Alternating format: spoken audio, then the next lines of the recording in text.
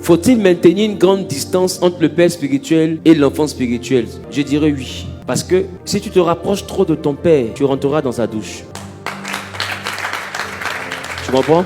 Même moi-même qui suis là, si tu rentres à la maison, que tu arrives dans mon intimité, tu me verras en train de plaisanter, tu me verras en train de rire, tu me verras en train de me fâcher, tu me verras en train de danser. Et à un moment donné, tu peux oublier le prédicateur que je suis. Tu peux commencer à t'habituer à l'homme que tu vois dans la maison, là, qui est de fond en culotte, t-shirt. Tu vas oublier la sacralité du ministère de celui-ci. Et le fait de devenir trop proche de lui fera que tu vas désacraliser la grâce. Et toi-même, ça va t'exposer. Parce que tu risques de poser des actions à un homme. Or, c'est un prophète que tu fais. Et à cause de son prophétique, tu seras frappé d'une malédiction. Et vous allez remarquer très bien, les enfants qui sont très proches des hommes de Dieu sont dans beaucoup de blocages. Peut-être que vous pensez que être trop proche d'un homme de Dieu, c'est un privilège. Non, être trop proche d'un homme de Dieu, c'est un privilège tant que tu continues à le voir comme un homme de Dieu. Si à un moment donné, tu commences à le voir comme un bon vieux père. Non, lui, c'est mon papa. Mais quand tu dis papa, là, ce n'est plus papa respect. C'est papa de, je peux l'appeler à l'heure que je veux. Je peux lui parler. Il peut même me parler, ça ne me fait pas peur. Ça veut dire qu'il me donne conseil, je ne peux pas oublier de respecter. À la limite, je m'en fous, mais c'est mon papa. Ça devient mon papa de forme. Quand tu commences à avoir cette mentalité-là, tout ce qu'il fait comme prière ne marchera pas. Et cette mentalité va te fermer les portes. Parce qu'écoutez-moi bien, ce qui fait le ministère, c'est le mystère. S'il n'y a plus de mystère, il n'y a plus de ministère. C'est pourquoi il ne faut pas accepter de voir la nudité de ton père.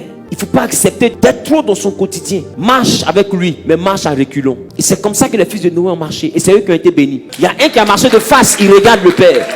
Lui, il a été maudit. Mais ceux qui ont marché avec le père, mais à reculons, ça dit qu'il faut marcher avec des réserves. Il faut marcher en n'envoyant pas tes yeux à fouiller dans sa vie. Quand les gens viennent te dire, mamie, l'autophonie, ça ne me concerne pas.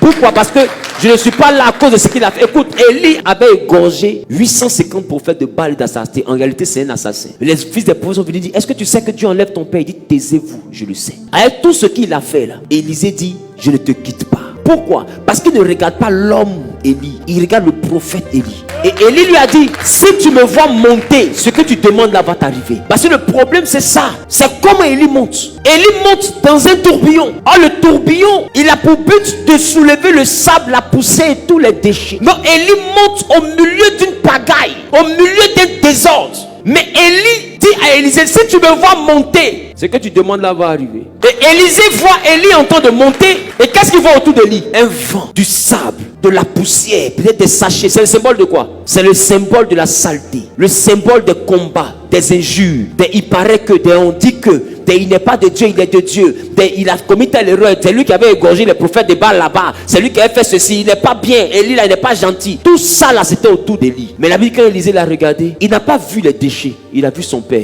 Il dit, mon père. Est-ce que tu es capable de voir ton père dans l'humain? Il y avait le tourbillon, il y avait le vent, il y avait la poussière. Mais Élisée n'a pas vu les déchets. Il a vu son père. Parce que beaucoup ils sont avec un homme de Dieu, mais quand le tourbillon environne l'homme de Dieu, il ne voit plus le père. Il voit les déchets. Et à cause des déchets, ils disent, ce n'est plus mon père. Est-ce que tu es capable de regarder ce qui est autour de lui? Parce que laisse-moi te dire, pour pouvoir monter, il y aura un tourbillon. C'est comme vous avez remarqué, les hommes de Dieu commencent. Mais majoritairement, ceux qui ont commencé, ce n'est pas eux tous, ils restent. Pourquoi? Parce que tout le monde ne peut pas supporter le tourbillon de l'ascension. Parce que chaque ascension vient avec une épreuve. Cette épreuve-là, si tu regardes l'épreuve, que tu ne vois pas ton père, au milieu de l'épreuve, tu quittes le père. Mais je pense qu'on aura l'occasion de bien développer ça dans un autre thème.